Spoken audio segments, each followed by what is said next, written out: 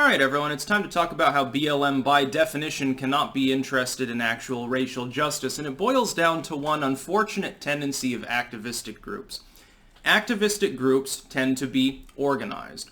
When things are organized, money gets involved. You need money in order to actually stage a march, to buy out a venue in order to speak to people, to try to create, all of your lists and your accounts and to run things. It requires more than free voluntary work.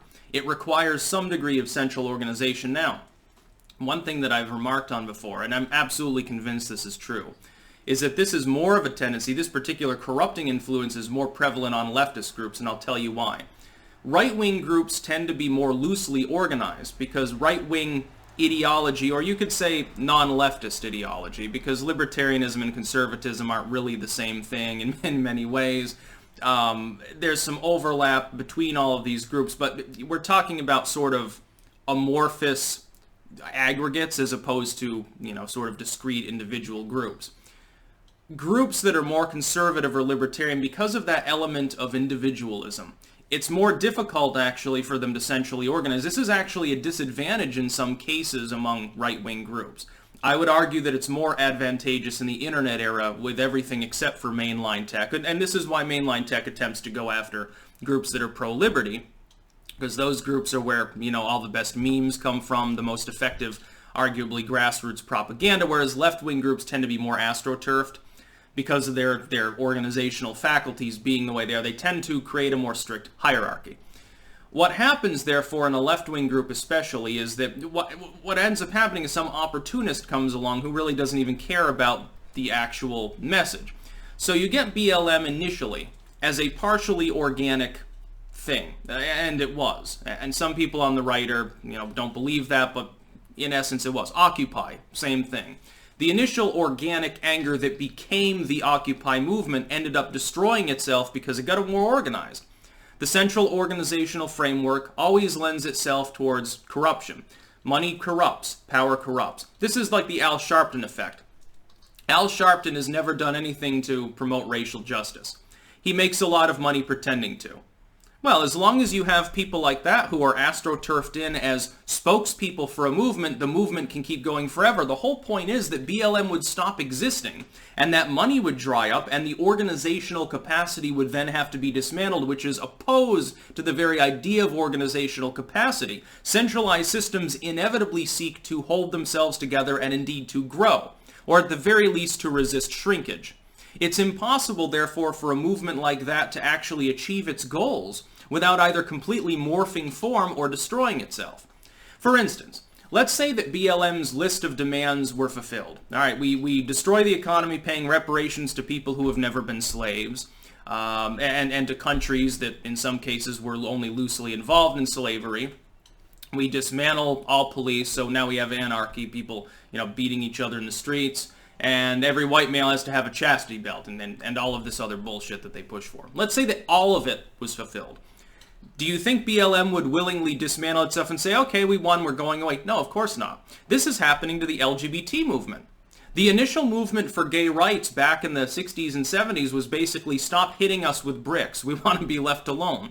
Then it morphed into gay marriage. Now that you have full equality for people who are gay or lesbian, there is no codified discrimination against LGBT people. It's socially unacceptable, it's legally unacceptable, it's politically unacceptable. These groups won a complete and resounding victory. At the culmination, the Supreme Court says, essentially, yeah, you can marry each other, who fucking cares? They win. The groups, though, that had organized and begun to make money, I'm not saying this is the average person who's like, hey, I'm gay, leave me alone, hey, I'm gay, I want to get married, it should be Adam and Steve in my life. That's different. Those are the grassroots groups. The organized structure, though, seeks to maintain itself. It doesn't want to go anywhere. It doesn't want to dismantle. The people organizing it, they get, in some cases, a thrill from it. It's literally it becomes part of their job or even a hobby, something that they like. They like being able to bitch about some abstract problem. When the problem goes away, they find a different problem to bitch about. The fact is that even if BLM achieved everything that it demanded, it would still be there and it would still be haranguing. It would find some microaggression that doesn't even really exist, and it's just newspeak, propagandistic, far-left, soy-swilling bullshit, and it would bitch about that too. It's inevitable. These groups inevitably operate in that capacity. By the way, it's the same thing with the right wing as well.